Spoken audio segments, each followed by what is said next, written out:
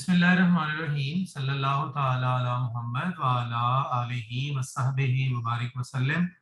पर बेटा आज हम अपना जो टॉपिक स्टार्ट करने लगे हैं ये बड़ा एक अहम टॉपिक है और स्टूडेंट के लिए जो है ये एक अपने यूनिवर्सिटी के एग्ज़ाम के अंदर जो है अहम जो है वो हैसियत रखता है, क्योंकि आम तौर पे वो इस चैप्टर में से एक क्वेश्चन जो है वो पेपर में ज़रूर पूछता है। तो जनाब अली, हमारा जो आज का यहाँ पर क्वेश्चन है वो है क्वेश्चन नंबर 7। अगर कोई बच्चा सिंगल एंट्री सिस्टम का क्वेश्चन नंबर 7 अच्छे से समझ लेगा तो उसके प्रीवियस तमाम क्वेश्चन 110% समझ आने की मैं गारंटी देता हूँ। कहने का मतलब ये, अगर आज आज का ये आप लेक्चर जो है वो अच्छे से समझ लेंगे तो आपको सिंगल एंट्री सिस्टम का जो है वो ओवरऑल कॉन्सेप्ट भी पता चल जाएगा और आपको जो है वो प्रीवियस तमाम क्वेश्चंस भी क्लियर हो जाएंगे। तो मैं इसका वो एक मुख्तसर सा अगर तारुफ आपको दूं तो वो ये है कि ऐसे अदारे जो छोटे हैं और वो अपने अकाउंट्स को प्रॉपर मेंटेन नहीं करते, वो प्रॉपर हर चीज को रिकॉर्ड नहीं करते, उन छोटे अदारों में नफा और नुकसान मालूम करने के लिए हमें अकाउंटिंग ने जो सिस्टम दिया है उस सिस्टम को कहा जाता है अकाउंट्स फ्रॉम इनकम्प्लीट रिकॉर्ड। इस अकाउंट्स फ्रॉम इनकम्प्लीट रिकॉर्ड के अंदर जनाब हम जो है वो लर्न करेंगे कि किस तरह से हम जो है वो इसको तैयार करेंगे अपनी इन बुक्स ऑफ अकाउंट को। तो ये मेरा बेटा इस वक्त आप सबके सामने है क्वेश्चन, आपको नजर आ रहा होगा। जी नजर आ रहा है ना? बिल्कुल। तो ये क्वेश्चन नंबर 7 से हम स्टार्ट करने जा रहे हैं। तो जनाब हमारे पास यहाँ पर दो तरह का डाटा है। छोटे बिजनेस का नफा और नुकसान मालूम करने के लिए हम अकाउंट्स फ्रॉम इनकम्प्लीट रिकॉर्ड को स्टडी करते हैं और बड़े बिजनेस का नफा और नुकसान मालूम करने के लिए जिसने प्रॉपर बुक्स ऑफ अकाउंट को मेंटेन किया होता है उसके लिए हम फाइनल अकाउंट स्टडी करते हैं। पे जी यहाँ पर आपके पास दो तरह का डाटा है, एक यकम 7/2016 का और एक 30/6/2017 का। ये जो 16 का डाटा है ये ओपनिंग डाटा है और जो 17 का डाटा है वो मेरा बेटा क्लोजिंग डाटा है। ठीक है जी, ये आपका क्लोजिंग डाटा है। तो 17 का और 16 का डाटा उसने दिया है। ये आपके पास एसेट है, डेटर एसेट है, क्रेडिटर एसेट है, स्टॉक एसेट है, बिल रिसीवेबल एसेट है, बैंक ओवरड्राफ्ट लायबिलिटी है, मोटर वैन एसेट है, ये फर्नीचर एसेट है। ड्राइंग उसने दी है 4800 और डेप्रीसिएशन हमने फर्नीचर के ऊपर लेनी है 10% और 800 रुपीज हमने मोटर वैन में से राइट ऑफ करना है डेप्रीसिएशन का और 1000 हमने बैड लेना है, 5% हमने रिजर्व लेना है डेटर के ऊपर और 1600 रुपया हमारा बिल रिसीवेबल का रिजर्व है। ये सारा डाटा देने के बाद उसने हमें ऊपर कहा हुआ है कि जनाब आप प्रॉफिट और लॉस स्टेटमेंट शो करें। एंड प्रॉफिट और लॉस स्टेटमेंट मेरा बेटा शो करने के लिए हमें जो है वो एक फॉर्मेट जो है वो फॉलो करना पड़ेगा, फॉर्मेट याद रखना पड़ेगा। उस फॉर्मेट को कहा जाता है, ले जी मैं जरा जी, उस फॉर्मेट को मेरा बेटा कहा जाता है स्टेटमेंट ऑफ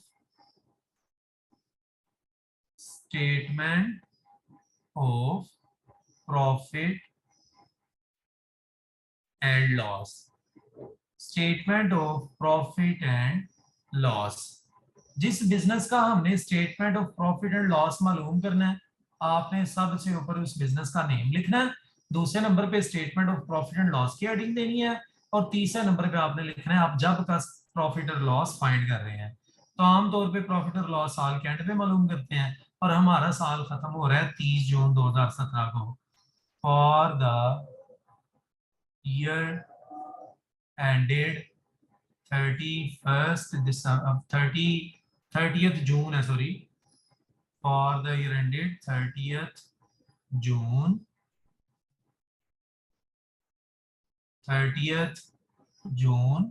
2017। ओहो जी 2017 17। तो अब हमने statement of profit and loss बनानी है। Statement of profit and loss में मेरा बेटा आप याद रखें, सबसे पहले जो है वो हमें क्लोजिंग कैपिटल चाहिए होता है। सर ये क्लोजिंग कैपिटल क्या है? क्लोजिंग कैपिटल कहते हैं वो कैपिटल जो साल के एंड पे बिजनेस में मौजूद हो। मैंने आपके सामने पूरा सवाल पढ़ा है, लेकिन मेरे पास क्लोजिंग कैपिटल मौजूद नहीं है। तो जब क्लोजिंग कैपिटल मौजूद नहीं है तो उसके लिए हमने एक स्टेटमेंट बनानी है जिसको कहा जाता है statement statement of affairs. Statement of affairs, ऊपर आपने अदारे का नेम लिखना है, जो भी नेम हो स्पेस कम है लेकिन आप लिखेंगे, और यहां पर आपने डेट लिखनी है एज ऑन। हम कौन सा कैपिटल मालूम करने जा रहे हैं? Closing capital. तो फिर यहां पर डेट भी क्लोजिंग लिखी जाएगी एज ऑन 30th जून 2017। ले जी। तो क्लोजिंग कैपिटल सर मालूम कैसे करना है बेटा? उसके लिए स्टेटमेंट ऑफ अफेयर बनानी है। सर स्टेटमेंट ऑफ अफेयर कैसे बनानी है?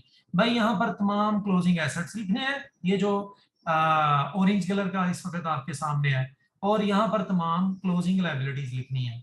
क्लोजिंग एसेट्स कौन से हैं और क्लोजिंग लायबिलिटीज कौन सी हैं वो मेरा बेटा मैं आपको दिखा चुका हूँ आपके क्वेश्चन में से।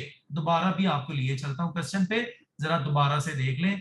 और जनाब हमने क्लोजिंग कैपिटल मालूम करने के लिए क्लोजिंग एसेट्स और क्लोजिंग लायबिलिटीज जो है वो लेनी है।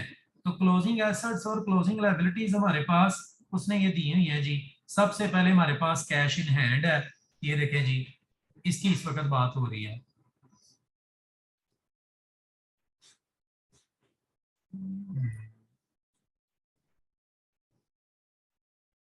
जी मेरा बेटा, ये है जी क्लोजिंग एसेट्स और क्लोजिंग लायबिलिटीज 30 जून 2017। यहां से आप लोगों ने सारा डाटा जो है वो लेना है। तो जनाब मैं यहाँ पर डाटा लेने लगा हूँ, आप लोग जरा अपने व्हाइट बोर्ड पे आ जाएं और देखिएगा। नहीं जनाब इस वक्त मेरे सामने क्वेश्चन है, तो सबसे पहले हमारे पास है cash in hand. Cash in hand हमारा एसेट है, यहाँ पर लिखा जाएगा कैश इन हैंड, ये एसेट है 2800। उसके बाद डेटर्स, डेटर्स भी हमारे एसेट होते हैं, वो लोग जिनसे हमने पैसे लेने हो, वो है 21,400। सर आपने इसको इधर क्यों लिखा है? भाई इसको इधर इसलिए लिखा है क्योंकि नीचे इसकी एडजस्टमेंट है। एडजस्टमेंट में उसने, आप गौर से देखे थे तो उसने बोला हुआ है प्रोवाइड 1000 एज बैड डेट। मतलब यहां से आपने लेस करना है बैड डेट को। बैड डेट वो लोग हैं जो आपको पैसे नहीं दे रहे, तो वो है जी 1000, वो आपको यहां से माइनस करना है। बाकी रह जाएगा 20,400। सर अभी भी आपने इधर ही लिखा है, अमाउंट के कॉलम में क्यों नहीं लिखा? क्योंकि एक एडजस्टमेंट हो रहा है इससे related. And 5% reserve on debtor, debtor के ऊपर 5% रिजर्व भी है। मतलब कि कुछ लोग वो हैं जो अभी भी आपको पैसे नहीं दे रहे, वो कितने हैं? 5%। किस नाम से? रिजर्व के। तो हम लेस करेंगे रिजर्व। रिजर्व कितना सर? 5%। भाई 20,400 का, 20,400 का 5% ले लें। 20,400 का 5% लें, एक बच्चा फौरन से कैलकुलेशन करके तो मुझे व्हाट्सएप के ऊपर ही सेंड करे जी। आमना 20,400 का 5%, क्या जवाब आएगा? यह आ जाएगा मेरे ख्याल में 10-20, गालिबन 10-20। ये अब माइनस करना है। 20,400 में से 10-20 माइनस कर दें जी सादिया। 20,400 में से 10-20 माइनस कर दें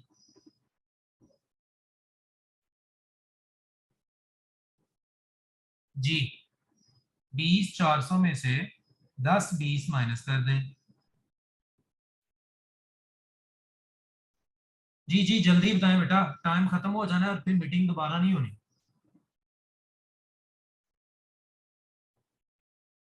20,400 में से 10-20 माइनस किया, कोई बात नहीं। गलत बता रही है सादिया आप। 20 400 में से 10 20 माइनस करें, 20 400 में से 10 20 माइनस करें। अकाउंटिंग का स्टूडेंट कैलकुलेशन गलत करे तो मुझे तो बहुत जो है वो अफसोस होता। जी 20 400 में से आपने बताया 13 18, 13 18 तो कभी आपने अब प्लस कर दिया। 20 400 में से 10 20 माइनस करें यार, कॉमन सेंस यूज करें। 20 400 है, 20,400 उसमें से 10 10 20 1,020 रुपए माइनस करने हैं। 19,380, 19,380 तो इतना खपा के आप लोग मुझे बता रहे हैं जी। उसके बाद जो है हमने मजीद आगे देखना है हमारे पास कौन सा एसेट है। डेटर हमने लिख लिया, क्रेडिटर है, क्रेडिटर लाइबिलिटी है, इसको लाइबिलिटी साइड पर लिखेंगे। क्रेडिटर वो लोग होते हैं जिनको हमने पैसे देने होते हैं। क्रेडिटर है जी 28,400, 28,400। फिर उसके बाद मजीद बात को आगे बढ़ाएं तो आपके पास है स्टॉक। स्टॉक भी हमारा एसेट होता है, इसको भी एसेट साइड पर लिखना। स्टॉक भी एसेट है, इसको भी एसेट साइड पर लिखना जी। स्टॉक हमारे पास है 37,400, 37,400। उसके बाद स्टॉक के बाद है bill receivable. Bill receivable, bill receivable भी हमारा एसेट होता है। बिल रिसीवेबल एसेट है वो कितना है जी 28,800, 28,800। इसको सर इधर क्यों लिखा है, क्योंकि एडजस्टमेंट है। एडजस्टमेंट में इसने बोला हुआ है कि provide ₹1600 on bill receivable less reserve. मतलब बिल रिसीवेबल वो लोग होते हैं जिनसे पैसे लेने हैं, लेकिन जो पैसे नहीं मिलेंगे वो रिजर्व के नाम पे लेस कर देंगे। तो कितना वो 1600, तो आप 1600 को माइनस कर दें 28,800 में से। जी क्या जवाब आ गया? 28,800 में से 1600 माइनस कर दें। आज ही बताना है जी। बोल दे शाबाश। ये ये आ गया जी 27,200, 27,200। मजीद बात को आगे बढ़ाते हैं। हमारे पास बिल रिसीवेबल के बाद बैंक ओवरड्राफ्ट है। बैंक ओवरड्राफ्ट बैंक से कर्जा जो लिया होता है उसको कहते हैं, ये लायबिलिटी होती है। Bank overdraft, bank overdraft liability है। वो कितनी है जी? वो है हमारे पास 39,200। उसके बाद मजीद आगे बात बढ़ाएं। मोटर वैन ये हमारा एसेट है। मोटर वैन जी, मोटर वैन जो है वो हमारा एसेट है 4200 से। इसकी भी एडजस्टमेंट है, जिसकी एडजस्टमेंट है उसको इधर लिख के तो माइनस करना होता है। माइनस इसलिए कर रहे हैं क्योंकि ये डेप्रीसिएशन है, और डेप्रीसिएशन की वजह से एसेट की वैल्यू में कमी हो जाती है। 800 रुपया उसने कहा मोटर वैन में से लेस करें। लेस मोटर वैन में से डेप्रीसिएशन। डेप्रीसिएशन सर आप क्यों लिख रहे हैं? डेप्रीसिएशन मेरे भाई इसलिए लिख रहा हूँ क्योंकि मोटर वैन फिक्स एसेट है, और फिक्स एसेट में से जो कमी होती है वो डेप्रीसिएशन की होती है। 800 माइनस कर दें तो ये आ जाएगा 3400। मजीद बात आगे बढ़ाएं तो हमारे पास है फर्नीचर। फर्नीचर फर्नीचर है 3400 का, इसके ऊपर भी डेप्रीसिएशन है हमारे पास। फर्नीचर के ऊपर डेप्रीसिएशन नहीं है, नहीं है जी। 3400 के ऊपर डेप्रीसिएशन, डेप्रीसिएशन लेस कर लें जी। डेप्रीसिएशन हमारे पास इसका हमने लेना है 10%। 10% लेंगे तो वो 340 आएगी। सर ये कैसे भाई? 3400 का 10% ले लें, ये लें तो वो 340 माइनस करके तो आंसर क्या आ गया? जी जी जल्दी।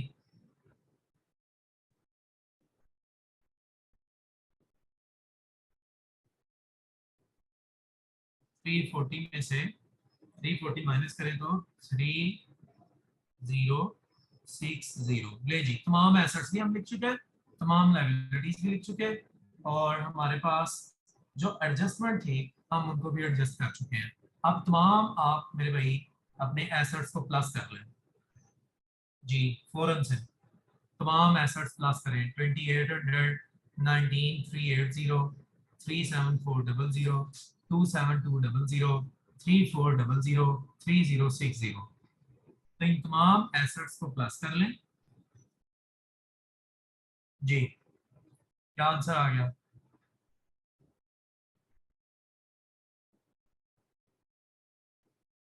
जल्दी जल्दी, शाबाश जी। अगर ये आपका आंसर दुरुस्त था तो मैं लिख रहा हूँ 93,240। इधर भी लिखें 93,240। जो बड़ी साइड है इसमें से छोटी साइड को माइनस कर देना। लाइबिलिटी जो है वो थोड़ी है तो वो दोनों को माइनस कर दें। 93,240 में से माइनस करें जनाब आप इसको 28400 और 39200 जी। ये जो माइनस करके आपने जवाब निकाला इसको मेरे भैया हम बोलेंगे कैपिटल जी। ये हमारा कैपिटल है।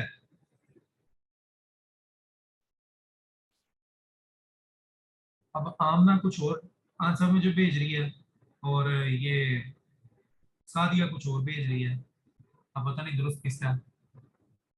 कैपिटल, और ये कैपिटल बैलेंस करके आया, लिहाजा इसके नाम के साथ लिख देते हैं बैलेंसिंग फिगर। ये वाली जो फिगर है ये बैलेंस करके आई है जी।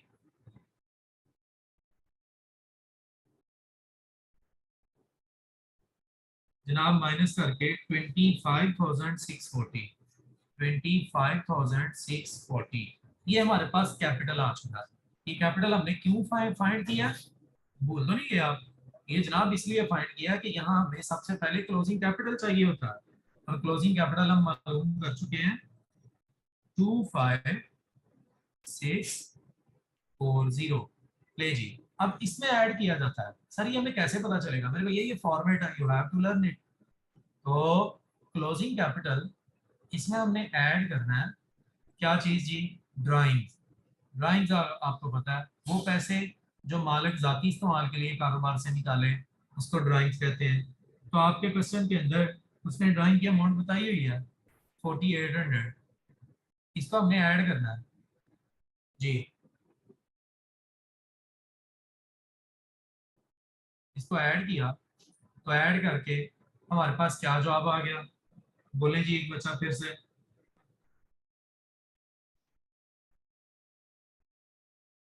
जी 4800 ऐड करिए इसमें।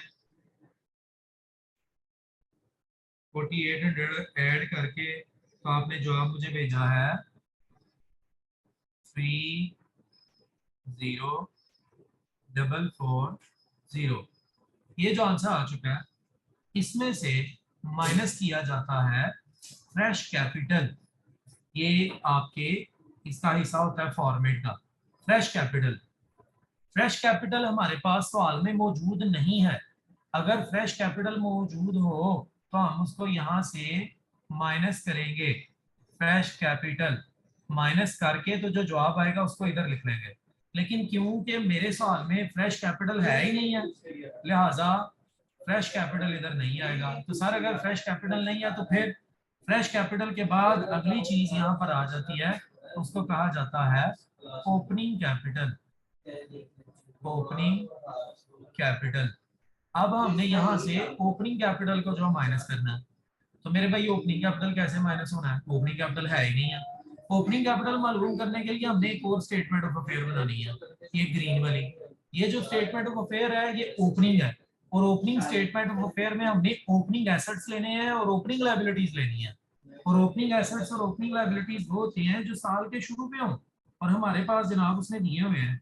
ये देखें जी, कैश कितना है जी हमारा 900। उसके बाद यहाँ पर एडजस्टमेंट नहीं लेनी। जो ओपनिंग डाटा होता है उसमें किसी किस्म की कोई एडजस्टमेंट को एडजस्ट नहीं करना, उसमें same data as it is बस उठा के लिख देना।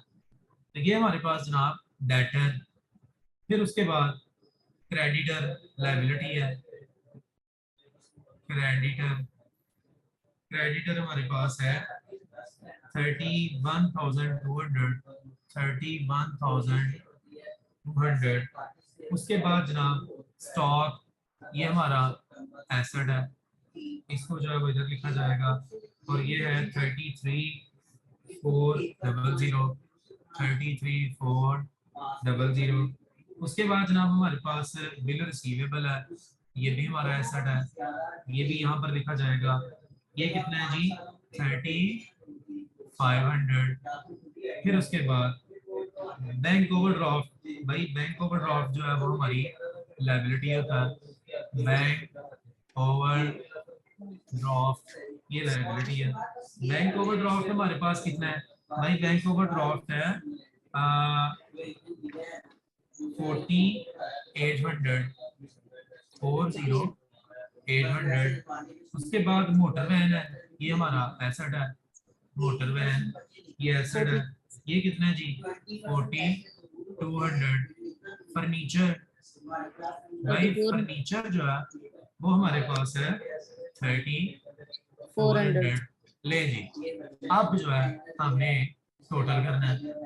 यहाँ देखना है जो बड़ी साइड है, बड़ी साइड फिर से एसेट वाली है। जी बताएं जरा, एसेट की साइड बड़ी कितनी है? टोटल कितना आ गया? 93240। हमने किया क्या है, क्लोजिंग एसेट्स को वो लिखा है स्टेटमेंट ऑफ अफेयर क्लोजिंग वाली में, और ओपनिंग एसेट्स को लिखा है स्टेटमेंट ऑफ अफेयर ओपनिंग वाली में। तो जनाब ये है 93240, 932, ये इसका भी 93240 है। मुझे बात हजम नहीं हुई जी। इसका है 95200,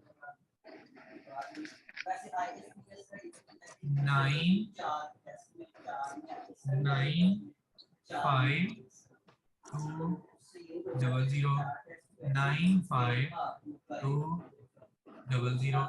इसमें से माइनस कर दें इसको, ये जो ऊपर दोनों चीजें लायबिलिटी वाली हैं, तो जब आप लायबिलिटी वाली दोनों चीजों को माइनस कर देंगे तो आपके पास आएगा कैपिटल।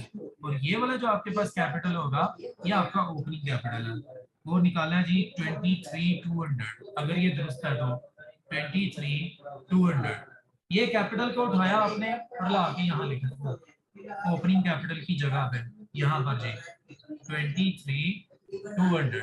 अब इसको आप माइनस करें तो जो जवाब आएगा उसको हम बोलेंगे ये है नेट प्रॉफिट।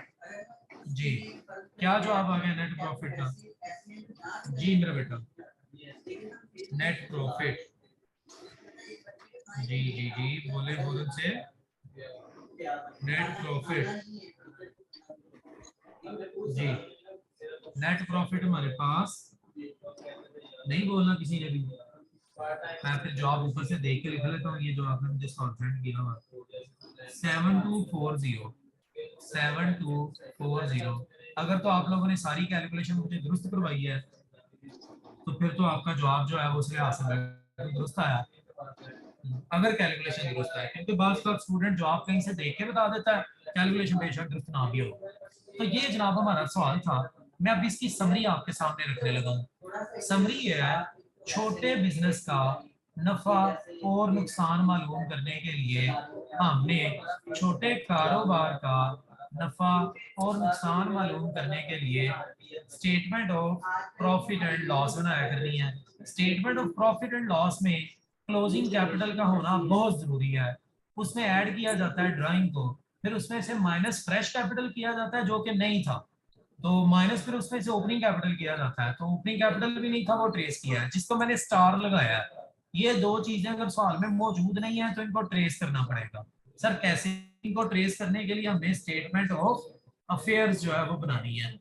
ओपनिंग डाटा को लेके opening statement of affair, closing data को लेके क्लोजिंग स्टेटमेंट ऑफ अफेयर, और जितनी भी एडजस्टमेंट है वो सारी क्लोजिंग स्टेटमेंट ऑफ अफेयर में एडजस्ट करनी है, और opening statement of affair simple बनेगी।